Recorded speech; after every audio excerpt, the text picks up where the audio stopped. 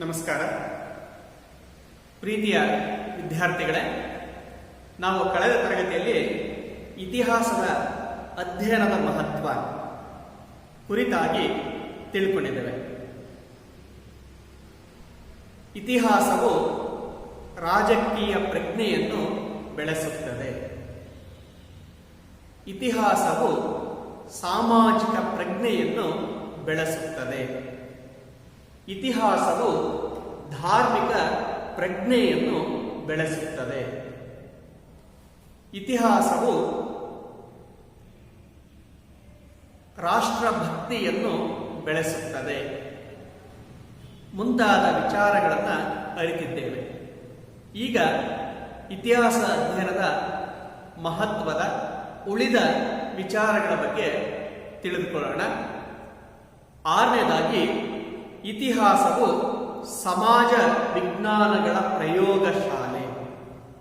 ಇತಿಹಾಸವು ಸಮಾಜ ವಿಜ್ಞಾನಗಳ ಪ್ರಯೋಗಶಾಲೆ ಅಥವಾ ಇತಿಹಾಸವು ಸಮಾಜ ವಿಜ್ಞಾನಗಳ ತಾಯಿ ಅಥವಾ ರಾಣಿ. ವಿದ್ಯಾರ್ಥಿಗಳೇ, ಇತಿಹಾಸವನ್ನು ಸಮಾಜ ವಿಜ್ಞಾನಗಳ ತಾಯಿ ಅಥವಾ ರಾಣಿ ಎಂದು ಕರೆಯಲಾಗಿದೆ. History is called as mother of all social sciences. ಇತಿಹಾಸವು ಸಮಾಜ ವಿಜ್ಞಾನಗಳ ತಾಯಿ ಅಥವಾ ರಾಣಿಯಾಗಿದೆ. ಏಕೆ ಅಂತ ಹೇಳಿದ್ರೆ, ಇತಿಹಾಸವು ಎಲ್ಲ ಸಮಾಜ ವಿಜ್ಞಾನಗಳ ಬೇರು. ಇತಿಹಾಸ ಎಂತಕ್ಕಂಥದ್ದು ದೊಡ್ಡ ಆಲದ ಮರ. ಉಳಿದ ಸಮಾಜ ವಿಜ್ಞಾನಗಳು ಇತಿಹಾಸದ ರೆಂಬೆ ಕೊಂಬೆಗಳು ಅಥವಾ ಇತಿಹಾಸದ ಶಾಖೆಗಳು. ಇತಿಹಾಸ ಅತ್ಯಂತ ಪ್ರಾಚೀನವಾದುದು. ಮಾನವನೊಂದಿಗೆ ಹುಟ್ಟಿ ಮಾನವನೊಂದಿಗೆ ಬೆಳೆದು ಮಾನವನೊಂದಿಗೆ ಅಂತ್ಯವಾಗುವ ಅಧ್ಯಯನದ ವಿಷಯವಾಗಿದೆ. ಹಾಗಾಗಿನೇ ಇತಿಹಾಸ ಹುಟ್ಟಿದ ಮೇಲೆ ಉಳಿದೆಲ್ಲ ಸಮಾಜ ವಿಜ್ಞಾನಗಳ ಹುಟ್ಟು ಆಗಿದೆ. ಇತಿಹಾಸವು ಮಾನವನ ಸರ್ವತೋಮುಖ ಸಾಧನೆಗಳ ಅಧ್ಯಯನವಾಗಿದೆ. ಮಾನವನ ರಾಜಕೀಯ, ಸಾಮಾಜಿಕ, ಆರ್ಥಿಕ, ಧಾರ್ಮಿಕ, ತತ್ವಜ್ಞಾನ, ಕಲೆ, ವಾಸ್ತುಶಿಲ್ಪ ಮುಂತಾದ ಎಲ್ಲ ವಿಚಾರಗಳನ್ನು ಕುರಿತು ಅಧ್ಯಯನ ಮಾಡ್ತಾ ಇದ್ದಂತಹ ಏಕೈಕ ಶಾಸ್ತ್ರ ಯಾವುದು ಅಂತ ಹೇಳಿದ್ರೆ ಇತಿಹಾಸ. ಈಗ ಇತಿಹಾಸದಿಂದ ಕವಲು ಒಡೆದು ಅನೇಕ ಸಮಾಜ ವಿಜ್ಞಾನಗಳ ಬೆಳವಣಿಗೆಯಾಗಿದೆ. ಉದಾಹರಣೆಗೆ ಹೇಳಲಾದರೆ, ಮಾನವನ ರಾಜಕೀಯ ಚಟುವಟಿಕೆಗಳನ್ನು ಅಧ್ಯಯನವನ್ನು ಮಾಡುವ ರಾಜ್ಯಶಾಸ್ತ್ರ, ಪೊಲಿಟಿಕಲ್ ಸೈನ್ಸ್. ಹಾಗೆಯೇ ಮಾನವನ ಆರ್ಥಿಕ ಚಟುವಟಿಕೆಗಳನ್ನು ಅಧ್ಯಯನವನ್ನು ಮಾಡುವ ಅರ್ಥಶಾಸ್ತ್ರ, ಎಕನಾಮಿಕ್ಸ್.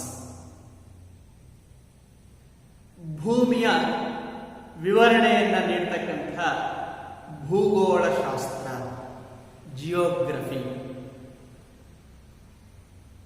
ತತ್ವಜ್ಞಾನ, ಫಿಲಾಸಫಿ.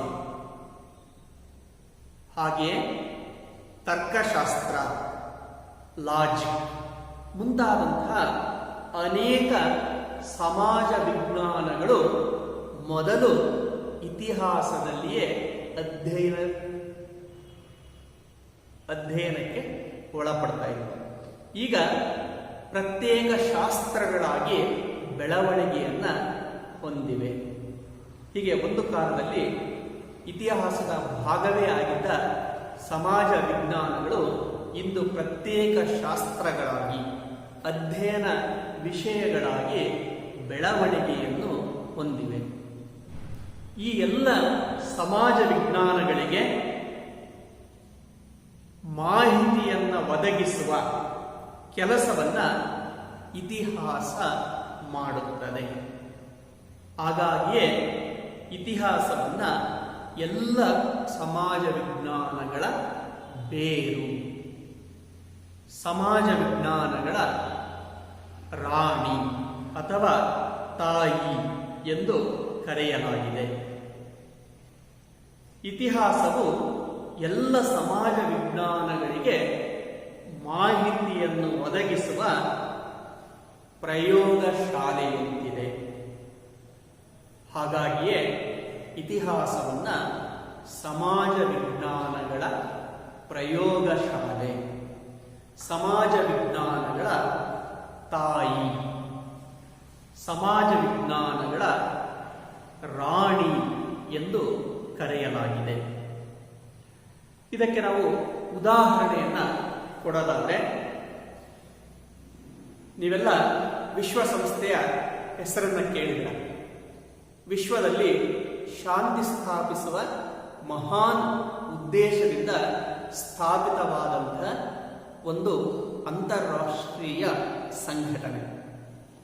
ಅಂತಹ ವಿಶ್ವಸಂಸ್ಥೆ ತೆಗೆದುಕೊಂಡಿರುವ ಹಲವಾರು ರಾಜಕೀಯ ಠರಾವುಗಳು, ಹಲವಾರು ರಾಜಕೀಯ ತೀರ್ಮಾನಗಳು, ಠರಾವುಗಳು ಏನಿವೆ ಅವು ಇತಿಹಾಸದಿಂದ ಕಲಿತ ಪಾಠದ ಮೇಲೆ ಅವಲಂಬಿತವಾಗಿವೆ. ಇತಿಹಾಸದಿಂದ ಕಲಿತ ಪಾಠದಿಂದಾಗಿನೇ ವಿಶ್ವಸಂಸ್ಥೆಯ ರಾಜಕೀಯ ಠರಾವುಗಳು ಅಂತಕ್ಕಂಥವು ಅವಲಂಬಿತವಾಗಿವೆ. ಹಾಗೆಯೇ ಯಾವುದೇ ಸಮಾಜ ವಿಜ್ಞಾನಿ ತನ್ನ ಅಂತಿಮ ಅಭಿಪ್ರಾಯವನ್ನ ಕೈಗೊಳ್ಳಲು ಐತಿಹಾಸಿಕ ಜ್ಞಾನ ಅವಶ್ಯಕ. ಅಂದರೆ ಇತಿಹಾಸದ ಜ್ಞಾನ ಅತ್ಯಂತ ಅವಶ್ಯಕ. ಈ ಎಲ್ಲ ಕಾರಣಗಳಿಂದಾಗಿಯೇ ಇತಿಹಾಸವನ್ನ ಸಮಾಜ ವಿಜ್ಞಾನಗಳ ಪ್ರಯೋಗಶಾಲೆ, ಇತಿಹಾಸವು ಸಮಾಜ ವಿಜ್ಞಾನಗಳ ರಾಣಿ ಎಂದು ಕರೆಯಲ್ಪಟ್ಟಿದೆ. ಹೀಗೆ ಇತಿಹಾಸವು ಎಲ್ಲ ಸಮಾಜ ವಿಜ್ಞಾನಗಳಿಗೆ ಮಾಹಿತಿಯನ್ನ ಒದಗಿಸುವ ಜ್ಞಾನದ ಭಂಡಾರವಾಗಿದೆ. ಉಳಿದೆಲ್ಲ ಸಮಾಜ ವಿಜ್ಞಾನಗಳು ಇತಿಹಾಸದಿಂದ ಜ್ಞಾನವನ್ನ ಎರವಲು ಪಡೆಯುತ್ತವೆ. ಹಾಗಾಗಿ ಇತಿಹಾಸವು ಸಮಾಜ ವಿಜ್ಞಾನಗಳ ತಾಯಿ ಅಥವಾ ರಾಣಿಯಾಗಿದೆ. ಇನ್ನು 7ನೇಯದು, ಇತಿಹಾಸವು ವಿಶ್ವ ಶಾಂತಿಯನ್ನು ಬೆಳೆಸುತ್ತದೆ ಅಥವಾ ಇತಿಹಾಸವು ಜಗತ್ ಶಾಂತಿಗೆ ಪ್ರೇರಕವಾಗಿದೆ. ಪ್ರೀತಿಯ ವಿದ್ಯಾರ್ಥಿಗಳೇ, ನೀವೆಲ್ಲ ಮಹಾಯುದ್ಧಗಳ ಬಗ್ಗೆ ತಿಳಿದಿದ್ದೀರ. 1914ರಿಂದ 1918ರವರೆಗೆ ಪ್ರಥಮ ಜಾಗತಿಕ ಯುದ್ಧ, 1939ರಿಂದ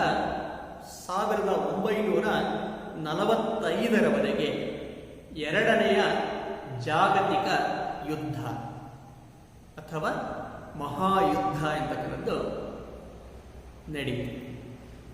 ಈ ಎರಡು ಮಹಾಯುದ್ಧಗಳು ಭೀಕರವಾದ ದುಷ್ಪರಿಣಾಮಗಳನ್ನು ಈ ಜಗತ್ತಿನ ಮೇಲೆ ಬೀರಿತು. ವಿಶ್ವದಲ್ಲಿ 3ನೆಯ ಮಹಾಯುದ್ಧವೇನಾದರೂ ಸಂಭವಿಸಿದರೆ ಇಡೀ ಜಗತ್ತೇ, ಇಡೀ ವಿಶ್ವವೇ ನಾಶವಾಗುವುದರಲ್ಲಿ ಯಾವುದೇ ಸಂಶಯ ಎಂಬುದು ಇಲ್ಲ. ಇಂತಹ ಯುದ್ಧದ ಭೀಕರತೆಯನ್ನ, ಯುದ್ಧದ ಕ್ರೌರ್ಯವನ್ನ, ಯುದ್ಧಗಳ ದುಷ್ಪರಿಣಾಮಗಳನ್ನು ಜನರಿಗೆ ತಿಳಿಸುವ ಕೆಲಸವನ್ನ ಇತಿಹಾಸ ಎಂತಕ್ಕಂಥದ್ದು ಮಾಡ್ತಾ ಬಂದಿದೆ. ಹಾಗೆಯೇ ಸಂಕುಚಿತ ರಾಷ್ಟ್ರೀಯತೆ, ಅಂಧ ರಾಷ್ಟ್ರೀಯತೆ ಮತ್ತು ಸಂಸ್ಕೃತಿಯ ಅರಿವಿನ ಕೊರತೆ.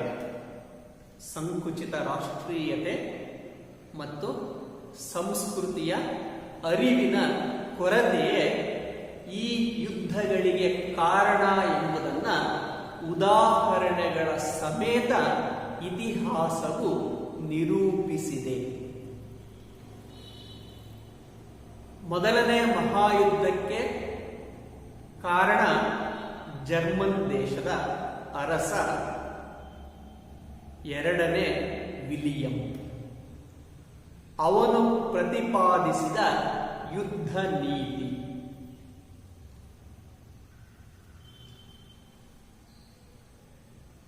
ಸೈನಿಕ ಶಕ್ತಿ ಇಲ್ಲದ ರಾಜಕೀಯ, ವಾದ್ಯಗೋಷ್ಠಿ ಇಲ್ಲದ ಸಂಗೀತವಿದ್ದಂತೆ ಎಂದು ತಿಳಿಸಿದ ಅವನು ಯುದ್ಧೋತ್ಸಾಹಿಯಾಗಿ ಜಗತ್ತನ್ನ ಪ್ರಥಮ ಮಹಾಯುದ್ಧದ ವಿನಾಶದ ಕಡೆಗೆ ಕೊಂಡೊಯ್ಯುವ ಕೆಲಸವನ್ನ ಮಾಡಿದ. ಜರ್ಮನ್ನರಲ್ಲಿ ಬೆಳೆದಂತಹ ಅಂಧರಾಷ್ಟ್ರೀಯತೆಯೇ ಪ್ರಥಮ ಮಹಾಯುದ್ಧಕ್ಕೆ ಕಾರಣವಾಯಿತು. ಹಾಗೆಯೇ ದ್ವಿತೀಯ ಮಹಾಯುದ್ಧಕ್ಕೆ ಸರ್ವಾಧಿಕಾರಿಗಳ ಯುದ್ಧ ನೀತಿ, ರಣೋತ್ಸಾಹ ದ್ವಿತೀಯ ಮಹಾಯುದ್ಧಕ್ಕೆ ಕಾರಣವಾಯಿತು. ಜರ್ಮನ್ನರು ಪ್ರತಿಪಾದಿಸಿದ ಜನಾಂಗ ಶ್ರೇಷ್ಠ ನೀತಿ,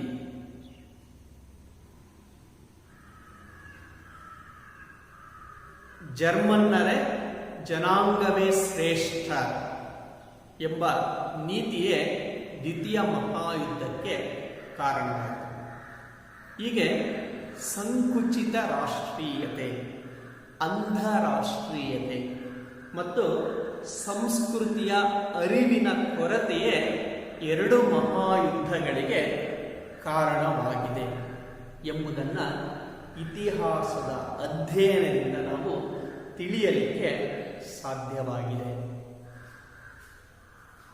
ಹಾಗೆಯೇ ಒಂದು ಮಾತಿದೆ, ಎಲ್ಲಿ ಶಸ್ತ್ರವೋ ಅಲ್ಲಿ ಯುದ್ಧ. ಎಲ್ಲಿ ಶಸ್ತ್ರವೋ ಅಲ್ಲಿ ಯುದ್ಧ. ಏಕೆ ಅಂದರೆ ಮನುಷ್ಯ ಬರಿಗೈಯಲ್ಲಿ ಹೋರಾಡಲಾರ. ಮನುಷ್ಯನಿಗೆ ಯಾವುದಾದರೂ ಒಂದು ಆಯುಧ ಹೋರಾಡಲಿಕ್ಕೆ ಬೇಕು. ಏಕೆಂದರೆ ಬರಿಗೈಯಲ್ಲಿ ಹೋರಾಡಲಿಕ್ಕೆ ಮನುಷ್ಯನಿಗೆ ಭಯ. ಹಾಗಾಗಿನೇ ಎಲ್ಲಿ ಶಸ್ತ್ರವೋ ಅಲ್ಲಿ ಯುದ್ಧ ಎಂಬ ಮಾತಿದೆ. ಇಂದು ವಿಜ್ಞಾನ ಮತ್ತು ತಂತ್ರಜ್ಞಾನದಲ್ಲಿ ಪ್ರಪಂಚ ಸಾಕಷ್ಟು ಮುಂದುವರಿದಿದೆ. ಅತ್ಯಂತ ವಿನಾಶಕಾರಿಯಾದಂತಹ ಶಸ್ತ್ರಾಸ್ತ್ರಗಳನ್ನು ಪ್ರತಿಯೊಂದು ರಾಷ್ಟ್ರಗಳು ಉತ್ಪಾದಿಸ್ತಾ ಇವೆ ಮತ್ತು ಉತ್ಪಾದಿಸಿವೆ. ಅದರಲ್ಲೂ ಅಣ್ವಸ್ತ್ರಗಳು ಜಗತ್ತಿನ ಅನೇಕ ರಾಷ್ಟ್ರಗಳ ಬಳಿಯಲ್ಲಿ ಇವೆ. ಈ ಅಣ್ವಸ್ತ್ರಗಳೇನಾದರೂ ಯುದ್ಧದಲ್ಲಿ ಬಳಸಲ್ಪಟ್ಟರೆ ಇಡೀ ವಿಶ್ವವೇ ಸರ್ವನಾಶವಾಗುವುದು ಖಚಿತ. ಹಾಗಾಗಿನೇ ಇಂದು ಯುದ್ಧಕ್ಕಿಂತಲೂ ಶಾಂತಿಯ ಅವಶ್ಯಕತೆ ಅಂತಕ್ಕಂಥದ್ದು ಹೆಚ್ಚಿದೆ. ಇತಿಹಾಸವು ಈ ಯುದ್ಧಗಳ ವಿನಾಶವನ್ನು ತಿಳಿಸುವುದರ ಮೂಲಕ ಜಗತ್ತಿನಲ್ಲಿ ಶಾಂತಿ ಸ್ಥಾಪನೆಗಾಗಿ ಶ್ರಮಿಸಲು ಜಗತ್ತಿನ ನಾಯಕರನ್ನ ಎಚ್ಚರಿಸಿದೆ. ಹಾಗಾಗಿಯೇ ಇಂದು ಅಂತಾರಾಷ್ಟ್ರೀಯ ಬಲಿಷ್ಠ ಸಂಘಟನೆಯಾದಂಥ ವಿಶ್ವಸಂಸ್ಥೆ ಅಂತಕ್ಕಂಥದ್ದು ರೂಪುಗೊಂಡಿದೆ. ಎರಡು ಮಹಾಯುದ್ಧಗಳ ಭೀಕರ ದುಷ್ಪರಿಣಾಮಗಳೇ ಜಗತ್ತಿಗೆ ಶಾಂತಿಯ ಅವಶ್ಯಕತೆಯನ್ನು ತಿಳಿಸುವ ಮೂಲಕ ವಿಶ್ವಸಂಸ್ಥೆಯಂತಹ ಬಲಿಷ್ಠ ಅಂತಾರಾಷ್ಟ್ರೀಯ ಸಂಘಟನೆ ಸ್ಥಾಪನೆಯಾಗಲಿಕ್ಕೆ ಇತಿಹಾಸವು ಪ್ರೇರಣೆ ಅಂತಕ್ಕಂಥದ್ದನ್ನು ನೀಡಿದೆ. ಇಂದು ಇಡೀ ವಿಶ್ವವೇ ಒಂದು ಕುಟುಂಬವಾಗಿದೆ. ವಿಜ್ಞಾನ ತಂತ್ರಜ್ಞಾನದ ಬೆಳವಣಿಗೆ, ಸಾರಿಗೆ ಸಂಪರ್ಕದ ಕ್ರಾಂತಿಯಿಂದಾಗಿ ಇಡೀ ವಿಶ್ವವೇ ಒಂದು ಗ್ರಾಮವಾಗಿದೆ. ಹಾಗಾಗಿ ಒಂದು ರಾಷ್ಟ್ರ ಮತ್ತೊಂದು ರಾಷ್ಟ್ರವನ್ನ ಅವಲಂಬಿಸಬೇಕಾದ ಸ್ಥಿತಿ ಬಂದಿದೆ. ಪ್ರೀತಿ ಸೌಹಾರ್ದತೆಯಿಂದ ಪ್ರತಿಯೊಂದು ರಾಷ್ಟ್ರಗಳೂ ಸಹ ಪರಸ್ಪರ ಅವಲಂಬನೆಯ ಮೂಲಕ ಪ್ರಗತಿಯನ್ನ ಸಾಧಿಸಬೇಕಾಗಿದೆ. ಹಾಗಾಗಿಯೇ ಆ ರಾಷ್ಟ್ರಗಳ ಅಭಿವೃದ್ಧಿ ಆಗಬೇಕು ಅಂತ ಹೇಳಿದ್ರೆ ಪರಸ್ಪರ ಸಹಕಾರ, ಪ್ರೀತಿ, ಸೌಹಾರ್ದತೆ ಅಂತಕ್ಕಂಥದ್ದು ಬೇಕಾಗಿದೆ. ಅಂತಹ ಪ್ರೀತಿ, ಸೌಹಾರ್ದತೆ, ಸಹಕಾರವನ್ನು ಬೆಳೆಸಲಿಕ್ಕಾಗಿಯೇ ವಿಶ್ವಸಂಸ್ಥೆ ಎಂಬ ಅಂತಾರಾಷ್ಟ್ರೀಯ ಸಂಘಟನೆ ಜನ್ಮ ತಾಳಿದೆ. ಅದು 3ನೇ ವಿಶ್ವ ಯುದ್ಧದ ಭಯದಿಂದ ಜಗತ್ತನ್ನು ರಕ್ಷಿಸುವ ಕೆಲಸವನ್ನು ಮಾಡ್ತಾ ಇದೆ. ಜಗತ್ತಿನಲ್ಲಿ ಶಾಂತಿ ಸ್ಥಾಪಿಸುವ ಕಾರ್ಯವನ್ನು ಮಾಡ್ತಾ ಬಂದಿದೆ. ಹೀಗೆ ಇತಿಹಾಸದ ಜ್ಞಾನವು ಯುದ್ಧಗಳ ದುಷ್ಪರಿಣಾಮಗಳನ್ನು ಮತ್ತು ಜಗತ್ತಿನಲ್ಲಿ ಶಾಂತಿಯ ಅವಶ್ಯಕತೆಯನ್ನು ತಿಳಿಸುವ ಮೂಲಕ ವಿಶ್ವಸಂಸ್ಥೆಯಂತಹ ಬಲಿಷ್ಠ ಅಂತಾರಾಷ್ಟ್ರೀಯ ಸಂಘಟನೆಯ ಸ್ಥಾಪನೆಯ ಮೇಲೆ ತನ್ನದೇ ಪ್ರಭಾವವನ್ನು ಬೀರಿದೆ. ಹೀಗೆ ಜಗತ್ತಿನಲ್ಲಿ ಶಾಂತಿ ಸ್ಥಾಪನೆಗೆ ಇತಿಹಾಸವು ಪ್ರೇರಕ ಶಕ್ತಿಯಾಗಿ ಕೆಲಸವನ್ನು ನಿರ್ವಹಿಸ್ತಾ ಇದೆ. ಇನ್ನು 8ನೇದಾಗಿ ಇತಿಹಾಸದ ವೃತ್ತಿಪರ ಉಪಯೋಗಗಳು. ಇತಿಹಾಸದ ವೃತ್ತಿಪರ ಉಪಯೋಗಗಳು. ವಿದ್ಯಾರ್ಥಿಗಳ ಇತಿಹಾಸದ ಅಧ್ಯಯನದಿಂದ ಆಗ್ತಕ್ಕಂಥ ವೃತ್ತಿಪರ ಲಾಭಗಳು ಯಾವ್ಯಾವ ಅಂತ ಹೇಳಿದ್ರೆ, ನೀವೆಲ್ಲ ಕನಸನ್ನು ಕಂಡಿರ್ಬೋದು. ನಾನು IAS ಆಫೀಸರ್ ಆಗಬೇಕು, KAS ಪಾಸ್ ಮಾಡಬೇಕು, IPS ಅಧಿಕಾರಿ ಆಗಬೇಕು, IFS ಅಧಿಕಾರಿ ಆಗಬೇಕು ಎಂಬ ಕನಸುಗಳನ್ನು ಕಂಡಿರ್ಬೋದು. ಇಂತಹ ಎಲ್ಲ ಸ್ಪರ್ಧಾತ್ಮಕ ಪರೀಕ್ಷೆಗಳಲ್ಲಿ ಇತಿಹಾಸವು ಒಂದು ಐಚ್ಛಿಕ ವಿಷಯವಾಗಿದೆ. IAS, IPS, IFS, KAS ಮುಂತಾದಂತಹ ಸ್ಪರ್ಧಾತ್ಮಕ ಪರೀಕ್ಷೆಗಳಲ್ಲಿ ಇತಿಹಾಸವು ಒಂದು ಐಚ್ಛಿಕ ವಿಷಯವಾಗಿದೆ.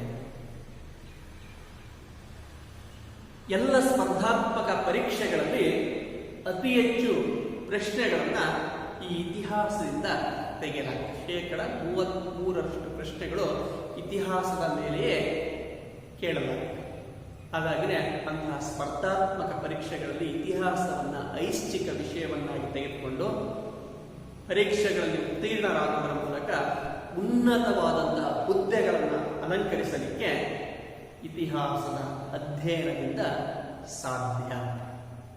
ಹಾಗಾಗಿನೇ ಎಲ್ಲ ಸ್ಪರ್ಧಾತ್ಮಕ ಪರೀಕ್ಷೆಗಳನ್ನು ಎದುರಿಸಲಿಕ್ಕೆ ವಿದ್ಯಾರ್ಥಿಗಳಿಗೆ ಇತಿಹಾಸದ ಅಧ್ಯಯನ ಎಂಬುದು ಅತ್ಯಂತ ಪ್ರಮುಖವಾಗಿದೆ.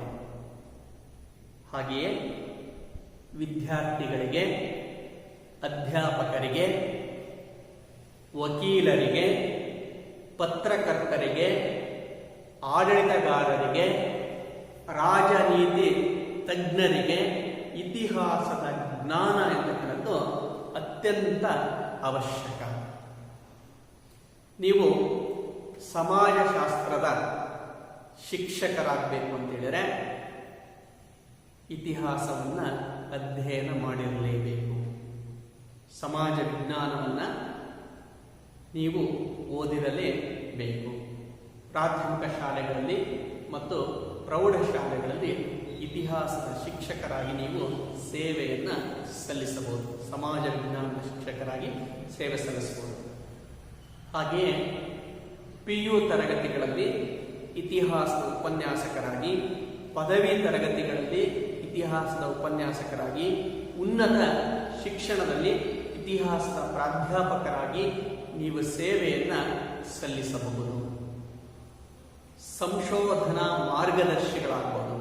ಯಾರಾದರೂ PhD ಮಾಡ್ತಾರೆ ಅಂತ ಹೇಳಿದ್ರೆ ಅಂಥವರಿಗೆ ನೀವು ಮಾರ್ಗದರ್ಶಿಗಳಾಗಿಯೂ ಸೇವೆ ಅಂತಕ್ಕಂಥದ್ದನ್ನು ಸಲ್ಲಿಸಬಹುದು.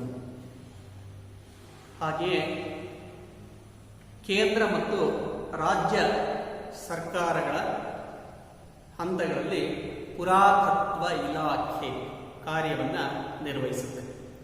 ಅಂತಹ ಪುರಾತತ್ವ ಇಲಾಖೆಯ ನಿರ್ದೇಶಕರಾಗಿ ಅಥವಾ ವಿವಿಧ ಹುದ್ದೆಗಳನ್ನು ನೀವು ಪಡೆಯಬಹುದು. ಹಾಗೆಯೇ ವಸ್ತು ಸಂಗ್ರಹಾಲಯ, ಮ್ಯೂಸಿಯಂಸ್, ಆ ವಸ್ತು ಸಂಗ್ರಹಾಲಯಗಳಲ್ಲಿ ಮೇಲ್ವಿಚಾರಕರಾಗಿ ಕಾರ್ಯವನ್ನು ನಿರ್ವಹಿಸಬಹುದು. ಪತ್ರಾಗಾರಗಳಲ್ಲಿ ಕಾರ್ಯವನ್ನು ನಿರ್ವಹಿಸಬಹುದು. ಪ್ರವಾಸೋದ್ಯಮ, ಟೂರಿಸಂ ಡಿಪಾರ್ಟ್ಮೆಂಟ್ನಲ್ಲಿ ವಿವಿಧ ಹುದ್ದೆಗಳನ್ನು ನಾವು ಗಳಿಸಬಹುದು. ಹಾಗೆಯೇ ಪ್ರವಾಸಿ ಮಾರ್ಗದರ್ಶಿಗಳಾಗಿ, ಗೈಡ್ಗಳಾಗಿಯೂ ಸೇವೆಯನ್ನು ಸಲ್ಲಿಸಬಹುದು.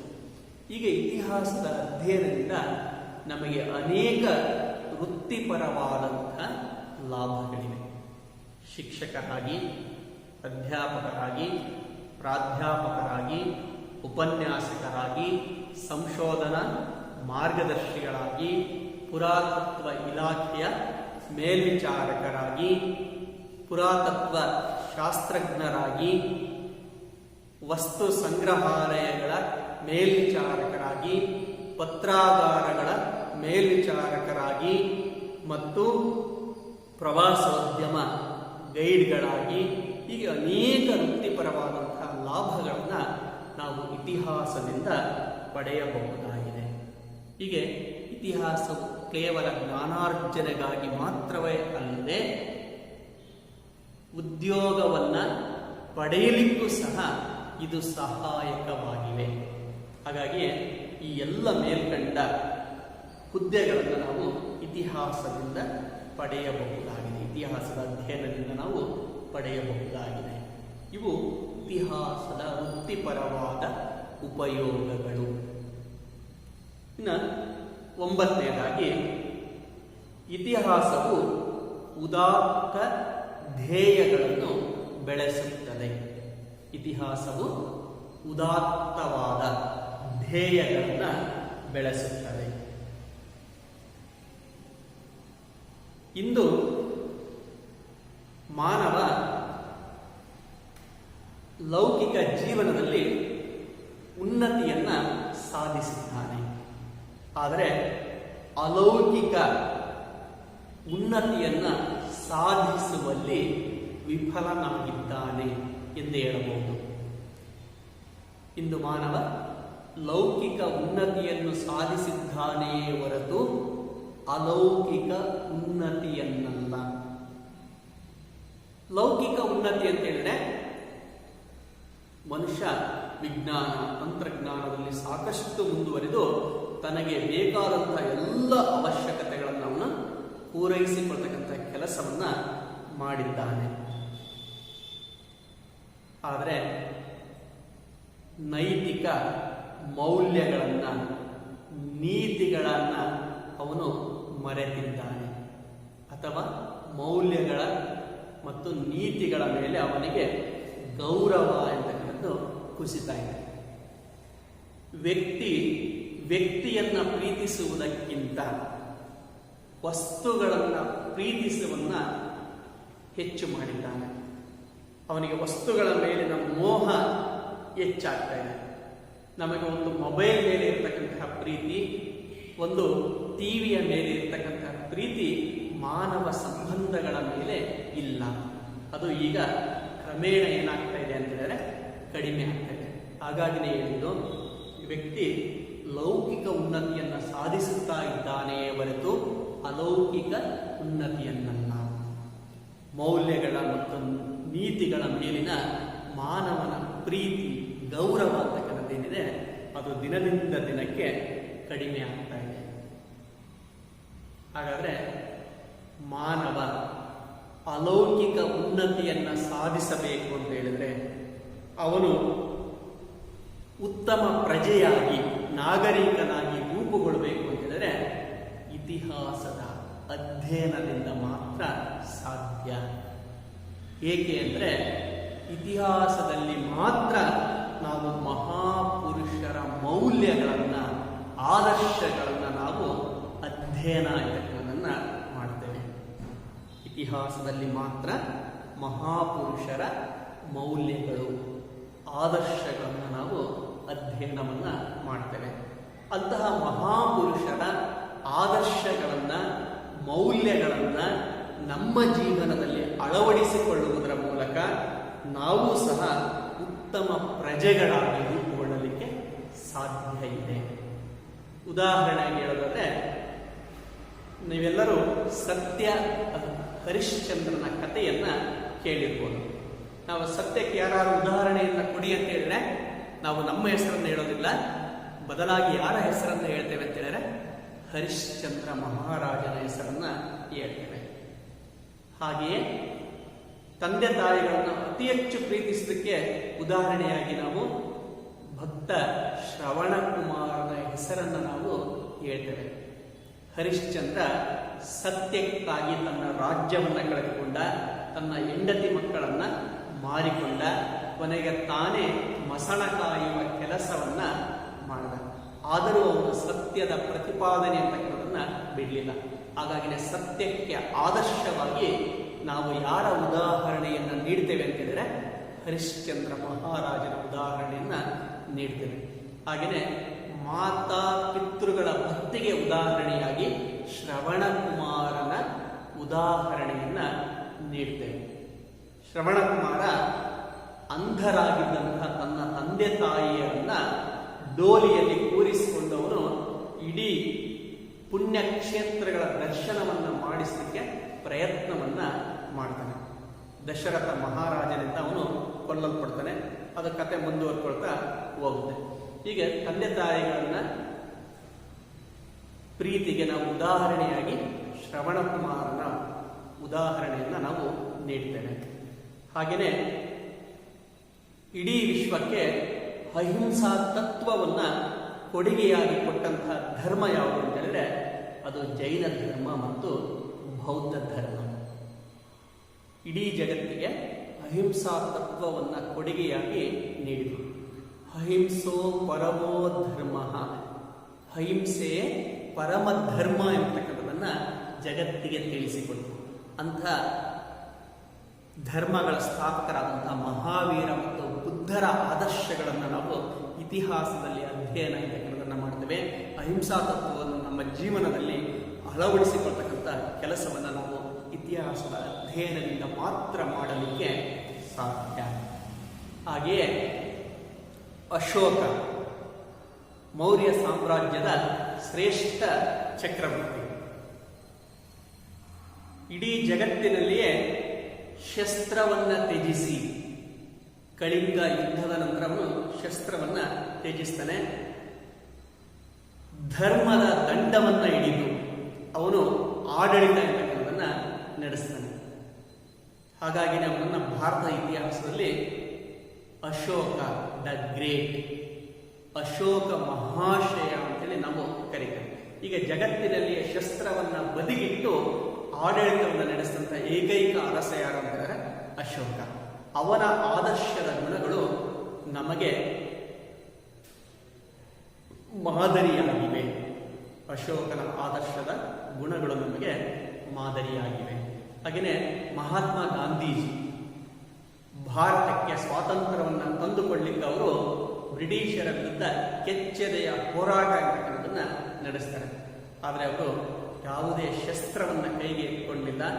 ಸತ್ಯ ಮತ್ತು ಅಹಿಂಸೆ ಎಂಬ ಅಸ್ತ್ರಗಳನ್ನು ಹಿಡಿದೇ ಅವರು ಹೋರಾಟ ಅಂತಕ್ಕಂಥದ್ದನ್ನ ನಡೆಸ್ತಾರೆ.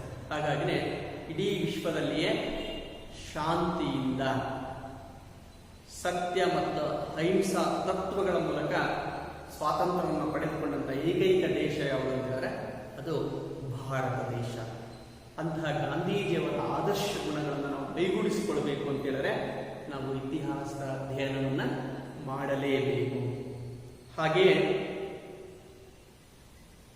ಮದರ್ ತೆರೇಸಾ, ಸೇವೆಗೆ ಮತ್ತೊಂದು ಹೆಸರೇ ಮದರ್ ತೆರೇಸಾ. ಅವರ ನಿಸ್ವಾರ್ಥ ಸೇವಾ ಮನೋಭಾವ, ಅವರ ಸೇವಾ ಗುಣ ನಾವು ಇಂದು ಅಳವಡಿಸಿಕೊಳ್ಳಬೇಕಾಗಿದೆ. ಅಂತಹ ತೆರೇಸಾ ಬಗ್ಗೆ ನಾವು ಇತಿಹಾಸದಿಂದ ಮಾತ್ರ ತಿಳಿದುಕೊಳ್ಳಲಿಕ್ಕೆ ಸಾಧ್ಯ ಇದೆ. ಹಾಗೆಯೇ ಡಾಕ್ಟರ್ B.R. ಅಂಬೇಡ್ಕರ್ ಅವರು ಸಮಾನತೆಯ ತತ್ವವನ್ನು ಪ್ರತಿಪಾದಿಸಿದವರು. ಹಾಗೆಯೇ ಭಾರತದ ಸಂವಿಧಾನದ ಶಿಲ್ಪಿಗಳು. ಸಾವಿರಾರು ವರ್ಷದಿಂದ ನಿರ್ಲಕ್ಷ್ಯಕ್ಕೆ ಒಳಗಾದಂತಹ, ತುಳಿತಕ್ಕೆ ಒಳಗಾದಂತಹ ಜನಾಂಗವನ್ನು ಮೇಲೆತ್ತಲಿಕ್ಕಾಗಿ ಅವರು ರೂಪಿಸಿದಂತಹ ಸಂವಿಧಾನದ ಆಶಯ ಸಮಾನತೆಯ ತತ್ವ ಅಂತಕ್ಕಂಥದ್ದೇನಿದೆ, ಅಂಥ ಸಮಾನತೆಯ ಗುಣವನ್ನು ನಾವು ಬೆಳೆಸಿಕೊಳ್ಳಲಿಕ್ಕೆ, ಅವರ ಆದರ್ಶಗಳನ್ನು ಮೈಗೂಡಿಸಿಕೊಳ್ಳಲಿಕ್ಕೆ ನಾವು ಇತಿಹಾಸದ ಅವಲಂಬನೆಯನ್ನು ಮಾಡಬೇಕಾಗಿ ಬಂದಿದೆ.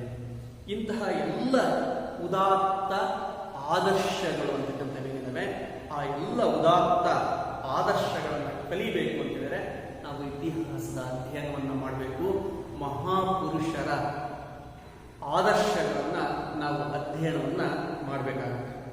ಸ್ವಾತಂತ್ರ್ಯ, ಸಮಾನತೆ, ಸತ್ಯ, ಅಹಿಂಸೆ, ಸೇವೆ, ಪ್ರೀತಿ, ದಯೆ, ಕರುಣೆ ಮುಂತಾದಂತಹ ಎಲ್ಲ ಗುಣಗಳು ಇತಿಹಾಸದ ಬಳುವಳಿಗಳೇ ಆಗಿವೆ.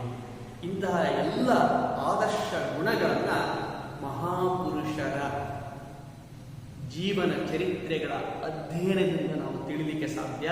ಅದನ್ನು ತಿಳಿಬೇಕು ಅಂತ ಹೇಳಿದ್ರೆ ನಾವು ಇತಿಹಾಸವನ್ನು ಅಧ್ಯಯನವನ್ನು ಮಾಡಲೇಬೇಕಾಗಿದೆ. ಹಾಗಾಗಿಯೇ ಜಾರ್ಜ್ ಸಂತಯನ ಎಂಬ ವಿದ್ವಾಂಸ ತಿಳಿಸುವಂತೆ ಇತಿಹಾಸವು ಉದಾತ್ತ ಧ್ಯೇಯಗಳ ಗಣಿಯಾಗಿದೆ. ಇತಿಹಾಸವು ಉದಾತ್ತ ಧ್ಯೇಯಗಳ ಗಣಿಯಾಗಿದೆ ಮತ್ತು ಸನ್ಮಾರ್ಗ ತೋರುವ ದಾರಿದೀಪವಾಗಿದೆ. ಇತಿಹಾಸ ಅಂತಕ್ಕಂಥದ್ದು ಉದಾತ್ತ ಧ್ಯೇಯಗಳ ಗಣಿ ಮತ್ತು ಸನ್ಮಾರ್ಗ ತೋರುವ ದಾರಿದೀಪ. ಹೀಗೆ ಮೌಢ್ಯದಲ್ಲಿರುವ ಜನರಿಗೆ ಸನ್ಮಾರ್ಗವನ್ನು ತೋರ್ತಕ್ಕಂಥ ಉದಾತ್ತ ಧ್ಯೇಯಗಳನ್ನು ಕಲಿಸ್ತಕ್ಕಂಥ ಕೆಲಸವನ್ನ ಇತಿಹಾಸ ಎಂತಕ್ಕಂಥದ್ದು ಮಾಡುತ್ತೆ. ಹಾಗಾಗಿ ಇತಿಹಾಸವನ್ನ ಮಹಾನ್ ಆದರ್ಶಗಳ ಗಣಿ ಅಂತಲೂ ಕರೆಯಲಾಗಿದೆ. ಇನ್ನು 10ನೇದಾಗಿ ಇತಿಹಾಸವು ಪೂರ್ವಾಗ್ರಹಗಳನ್ನು ಹೋಗಲಾಡಿಸುತ್ತದೆ ಮತ್ತು ಆತ್ಮಜ್ಞಾನವನ್ನು ಮೂಡಿಸುತ್ತದೆ. ಇತಿಹಾಸವು ಪೂರ್ವಾಗ್ರಹಗಳನ್ನು ಹೋಗಲಾಡಿಸುತ್ತದೆ ಮತ್ತು ಆತ್ಮಜ್ಞಾನವನ್ನು ಮೂಡಿಸುತ್ತದೆ.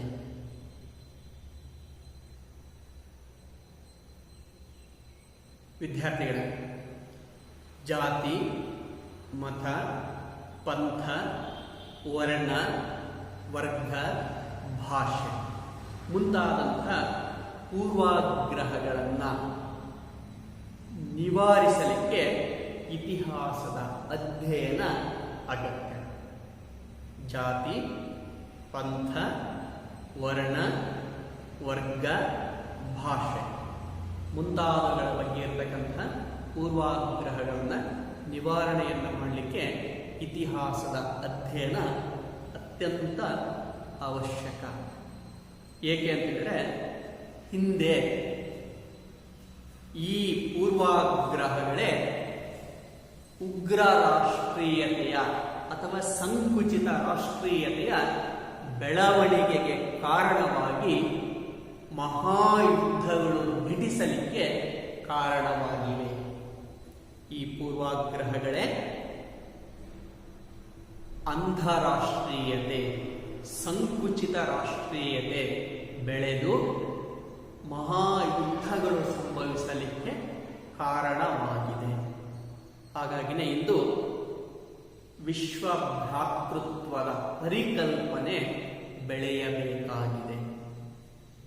ವಿಶ್ವದಲ್ಲಿ ಶಾಂತಿ ಮತ್ತು ಸೌಹಾರ್ದತೆ ಅವಶ್ಯಕತೆ ಹೆಚ್ಚಿದೆ.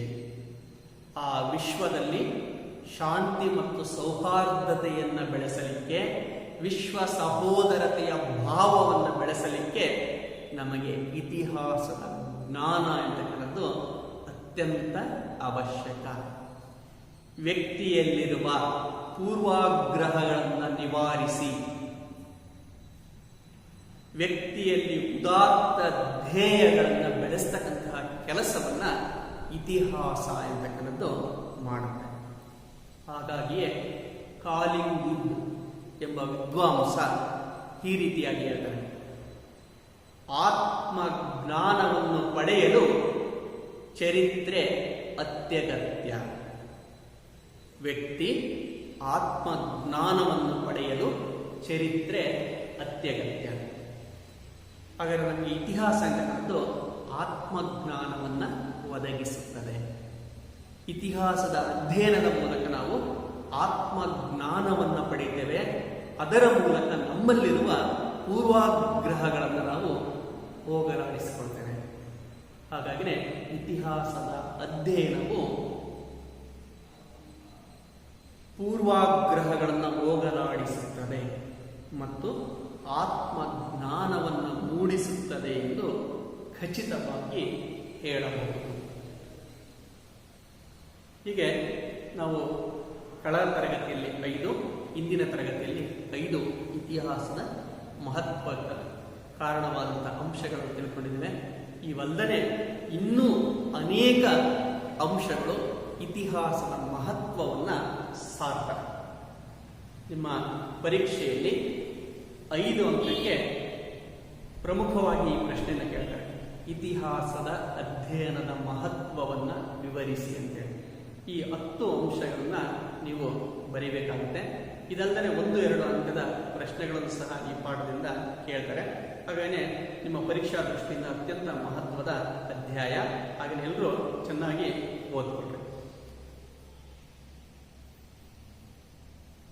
ಇನ್ನು ಇತಿಹಾಸದ ಅಧ್ಯಯನದ ಮಹತ್ವವನ್ನು ಕುರಿತು ಬೇರೆ ಬೇರೆ ವಿದ್ವಾಂಸರು ತಮ್ಮದೇ ಆದಂಥ ಅಭಿಪ್ರಾಯವನ್ನು ವ್ಯಕ್ತಪಡಿಸ್ತಾರೆ. ಅವನ್ನ 1-2 ನಾವು ಉದಾಹರಣೆಯಾಗಿ ಹೇಳೋದಾದ್ರೆ, ಉದಾಹರಣೆಗಳೊಂದಿಗೆ ಬೋಧಿಸಲ್ಪಡುವ ತತ್ವಜ್ಞಾನವೇ ಇತಿಹಾಸ. ಉದಾಹರಣೆಗಳೊಂದಿಗೆ ಬೋಧಿಸಲ್ಪಡುವ ತತ್ವಜ್ಞಾನವೇ ಇತಿಹಾಸ. ಮಾನವನ ಎಲ್ಲ ಚಟುವಟಿಕೆಗಳ ಸಾರವಾಗಿದ್ದು ಮಾನವ ಜನಾಂಗಕ್ಕೆ ಇತಿಹಾಸವು ಮಾರ್ಗದರ್ಶಿಯಾಗಿ ಕಾರ್ಯವನ್ನು ನಿರ್ವಹಿಸುತ್ತದೆ. ಇತಿಹಾಸವು ಮಾನವನ ಎಲ್ಲ ಚಟುವಟಿಕೆಗಳ ಸಾರವಾಗಿದ್ದು ಮಾನವ ಜನಾಂಗಕ್ಕೆ ಮಾರ್ಗದರ್ಶಿಯಾಗಿ ಕಾರ್ಯವನ್ನು ನಿರ್ವಹಿಸುತ್ತದೆ. ಹಾಗಾಗಿಯೇ ಫ್ರಾನ್ಸಿಸ್ ಬೇಕನ್ ಒಂದು ಮಾತನ್ನು ಹೇಳ್ತಾನೆ, ಇತಿಹಾಸವು ಮಾನವನನ್ನು ಬುದ್ಧಿವಂತನನ್ನಾಗಿ ಮಾಡುತ್ತದೆ. ಇತಿಹಾಸವು ಮಾನವನನ್ನ ಬುದ್ಧಿವಂತನನ್ನಾಗಿ ಮಾಡುತ್ತದೆ. ಏಕೆಂದರೆ ಇತಿಹಾಸವೇ ಒಂದು ಜ್ಞಾನದ ಭಂಡಾರ. ಅದನ್ನು ಅಧ್ಯಯನ ಮಾಡುವುದರ ಮೂಲಕ ಮಾನವ ಬುದ್ಧಿವಂತನನ್ನಾಗಿ ಆಗ್ತಾನೆ ಅಥವಾ ಬುದ್ಧಿವಂತನಾಗ್ತಾನೆ. ಹಾಗೆಯೇ ಸಿಸಿರೋ ಎಂಬ ವಿದ್ವಾಂಸ ಈ ರೀತಿಯಾಗಿ ಹೇಳ್ತಾನೆ, ನೀನು ಹುಟ್ಟುವ ಮುನ್ನ ಏನಾಗಿತ್ತೆಂದು ಅರಿಯದಿದ್ದರೆ ನೀನು ಸದಾ ಶೈಶವಾವಸ್ಥೆಯಲ್ಲಿಯೇ ಇದ್ದಂತೆ. ನೀನು ಹುಟ್ಟುವ ಮುನ್ನ ಏನಾಗಿತ್ತೆಂದು ಅರಿಯದೇ ಇದ್ದರೆ ನೀನು ಶೈಶಾವಸ್ಥೆಯಲ್ಲಿಯೇ ಇದ್ದಂತೆ. ನಾವು ಹುಟ್ಟುವುದಕ್ಕಿಂತ ಮುಂಚೆ ಏನಾಗಿತ್ತು ಎಂಬುದನ್ನು ತಿಳಿದುಕೊಳ್ಬೇಕು. ಇಲ್ಲ ಅಂತ ಹೇಳಿದ್ರೆ ನಾವಿನ್ನು ಬಾಲ್ಯಾವಸ್ಥೆಯಲ್ಲಿಯೇ ಇದ್ದಂತೆ. ಹಾಗಾಗಿ ನಮಗೆ ಹಿಂದಿನ ಜ್ಞಾನ ಅಂತಕ್ಕಂಥದ್ದು ಅತ್ಯಂತ ಅವಶ್ಯಕತೆ. ಹಾಗಾಗಿಯೇ ಅಂಬೇಡ್ಕರ್ ಒಂದು ಮಾತನ್ನು ಹೇಳ್ತಾರೆ, ಇತಿಹಾಸವನ್ನು ಮರೆತವರು ಇತಿಹಾಸವನ್ನು ಸೃಷ್ಟಿಸಲಾರರು. ಇತಿಹಾಸವನ್ನು ಮರೆತವರು ಇತಿಹಾಸವನ್ನು ಸೃಷ್ಟಿಸಲಾರರು.